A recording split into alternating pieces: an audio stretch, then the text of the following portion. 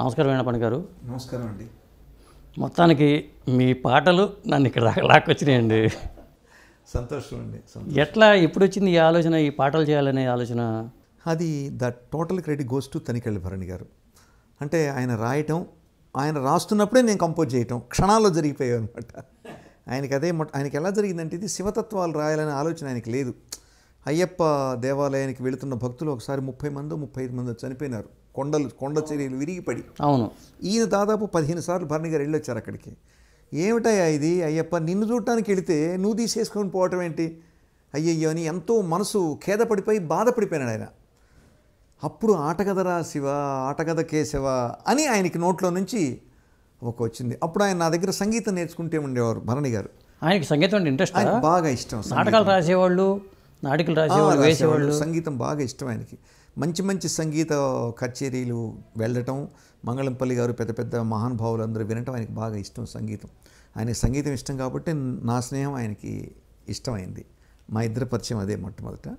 అప్పుడు ఇక ఆటగదరా శివ, ఆటగద కేశవ అని ఇట్లా ఒక వెళ్ళి ట్రాన్స్లోకి వెళ్ళిపోయేవారు ఆయన రాయటం, అక్కడే హార్మోని పెట్టి ఉండేది. ఆ కాగితం తీసి నేను వెంటనే కంపోజ్ చేయటం. ఎక్కడ జరిగింది ఇదంతా? వాళ్ళ ఇంట్లో ఉదయం పూట సంగీతం నేర్చుకోవడానికి వెళ్ళేవాడు. గణపతి కాంప్లెక్స్ దగ్గర, గణపతి కాంప్లెక్స్ ఎదురుగా సందులో వినాయకుడి గుడి ఉంది. ఆ గుడి ఎదురుగా పైన ఉండేది మేడం మీద. కాకతాళీయంగా ఆయనకి అది శివుడి మీద రాయాలనిపించడం, ఎదురుగా నేను కూర్చొని ఉండేవాడిని. వెంటనే నాకు ఇచ్చేవాళ్ళు, ఏదో అలా కంపోజ్ చేసేవాడిని. అలా భగవంతుడు 108 తత్వాలు రాశారు ఆయన. ఆటగదరా శివ, ఆటగద కేశవ, ఆటగదరా నీకు అమ్మ తోడు. అమ్మ తోడు అనమాట. అమ్మ తోడు పరమేశ్వరి కదా, అంతే. అమ్మ తోడు అది.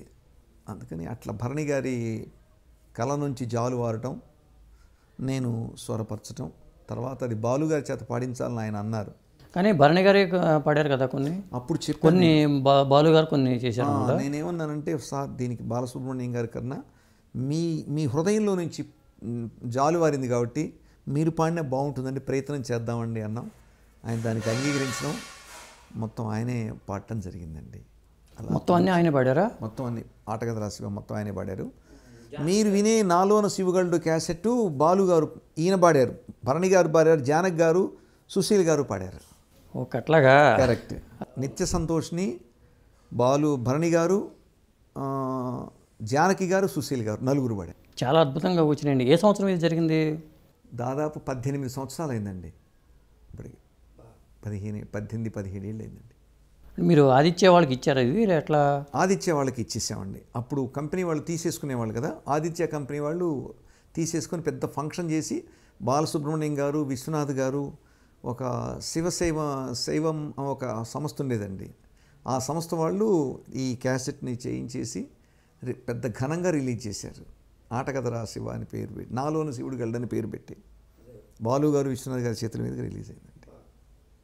శైవపీఠం, మహాశైవపీఠం వారు తీసుకొని హరిహర కళ్యాణం అంటుంది కదా, సికింద్రాబాద్, అందులో చాలా వైభవంగా జరిగిందండి. భరణి గారికి శివభక్తి ఎప్పటి నుంచి ఉంది? ఎప్పటి నుంచి ఉందో ఎవరికి తెలియదు, కానీ ఈ క్యాసెట్ నుంచి ప్రపంచం అందరికీ తెలిసిపోయిందండి. మాకు కూడా అప్పుడే తెలియటం. విడిగా రోజు ఆయన అభిషేకం చేసుకుంటారు ఇంట్లో, శివుడికి అభిషేకం చేస్తారు ఆయన. అభిషేకం చేస్తూ ఇలా చదువుకుంటూ ఉండేవారు. ఈ క్యాసెట్ తోటి అందరికీ, ఇప్పుడు భరణి గారిని ఎక్కడ పిలిచినా కూడా శివోహం అంటారు, లేకపోతే ఆటగదరా శివ చేశారని నాలోన శివుడు గలడు అంటారు. అట్లా ఆయన భగవంతుడి అంటే అద్వైతమే కదా ఇది, శివోహం అంటే అద్వైతమే కదా. అద్వైతమేనండి, అద్వైతమే. మీకు మొదటి పరిచయం ఎప్పుడు కలిగింది భరణి గారితో? ఆ క్యాసెట్ చేయడానికి ఒక 4 ఏళ్ళ ముందండి, 4-5 ఏళ్ళ ముందు. అంటే ఇప్పుడు జరిగిందండి చెప్పగలను. ఇప్పటికి 30 సంవత్సరాలు అయిందండి. ఇప్పటికి చెప్పాలంటే 30 ఏళ్ళు అయింది భరణి గారి పరిచయం. ఎక్కడ? నేను సినిమాల్లో సంగీతం చేయాలని చెప్పేసి, అది మా నాన్నగారి కోరిక. దానికోసం ఇక నేను సంచిలో క్యాసెట్లు వేసుకోవటం, సీడీలు పెట్టుకోవటం, టేప్ రికార్డు పెట్టుకోవటం, భుజాన్ని వేసుకొని హైదరాబాద్ మొత్తం తిరగటమే మన పని. ఎవరు సంగీతం ఇంట్రెస్ట్ ఉన్న వాళ్ళు సినిమాకి టచ్ ఉన్నారంటే వాళ్ళని కూర్చోబెట్టడం, క్యాసెట్ ఇవ్వటం. బాగా సక్సెస్ అయిన క్యాసెట్లు కొనుక్కునేవాడిని నేను. 20-25 క్యాసెట్లు బ్యాగ్లో ఉండి టక్కన ఇచ్చేసేయటమే, వినండి సార్ అని. అప్పుడు క్యాసెట్లు పెట్టుకొని వినేవాళ్ళు కదా. అలా తనికెళ్ళ భరణి గారికి భట్టు గారని మా బంధువు ఒక ఆయన నాటకాలు వేస్తున్నప్పుడు ఈ నెల ఏవో ఇచ్చేసేవారు భరణి గారికి ఈ నాటకాలు వేయటానికి. ఆయన తీసుకెళ్ళి పరిచయం చేశారు. వంగర భట్టు గారిని ఇక్కడే మణికొండలోనే ఉంటారు ఆయన. ఓకే. భరణి గారింటికి తీసుకెళ్ళి పరిచయం చేయటం. అప్పుడు నేను నా దగ్గర ఉన్న క్యాసెట్లన్నీ ఆయనకి ఇచ్చాను. అదృష్టం ఏంటంటే క్యాసెట్లు ఇస్తాము, గూట్లో ఉంటాయి, ఆయన నోట్లో ఉన్నాయి, ఆయన విన్నారు. అది ఆయన విన్న తర్వాత మళ్ళీ నేను వెళ్ళి కలిశాను. మీ పేరు వీణాపాణి అనే పేరు కూడా ఆయనే పెట్టారంటారు? భరణి గారే పెట్టారండి. ఇక అట్లా పరిచయం అవటం ఆయనకి వదిలిపెట్టలేదు నన్ను. ఫ్యామిలీ షిఫ్ట్ చేయమన్నారు. హైదరాబాద్ ఫ్యామిలీ షిఫ్ట్ చేశా గుంటూరు నుంచి. వాళ్ళ ఇంటికి దగ్గరలో ఆ గణపతి కాంప్లెక్స్ దాని దగ్గర శ్రీనగర్ కాలనీలో ఉండేవాడు, శ్రీనికేతన్లో ఉండేవాడిని. తెల్లవారుజామున స్నానం చేయటం, 3:30కే ఇంటికి వెళ్ళిపోవటం ఆయన దగ్గరికి. వెళ్ళి ఇక కూర్చొని సంగీత సాధన చేయటం. ఆయన విపరీతంగా పిల్లల కోసం నేర్పమన్నారు, ఈయన నేర్చుకున్నారు. ఈరోజు సాధన చేస్తుండేవాళ్ళు. అలా తొలి పరిచయం అండి. అలా అలా అలా అలా సినిమాలో శివనాగేశ్వరరావు గారి పరిచయం చేశారు. శివనాగేశ్వరరావు గారు ఉన్నారు కదా, అవును, పట్టుకొని చూద్దాం. ఆయన ఆ పట్టుకొని చూద్దాం నేనే మ్యూజిక్ మొట్టమొదటి చేసింది. దానికి భరణి గారి పరిచయంలో ఆయన విని వెంటనే నువ్వు చెప్తే ఇస్తాను భరణి అన్నారు. భరణి గారు చెప్పారు, ఆయన సినిమా ఇచ్చారు.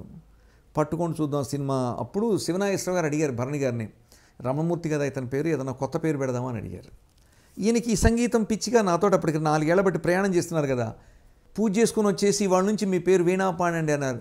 సార్ వీణాపాణి సరస్వతి అమ్మవారండి, అంత పేరు మనకు అసలు అది కుదరదండి అంటే, మీకు ఆ పేరు పెట్టచ్చు లేదో నాకు తెలుసు కదా, మీ పేరు వీణాపాణి అన్నారు. అద్భుతమైన పేరు. సరస్వతి అమ్మవారి పేరు పెట్టారు ఆయన.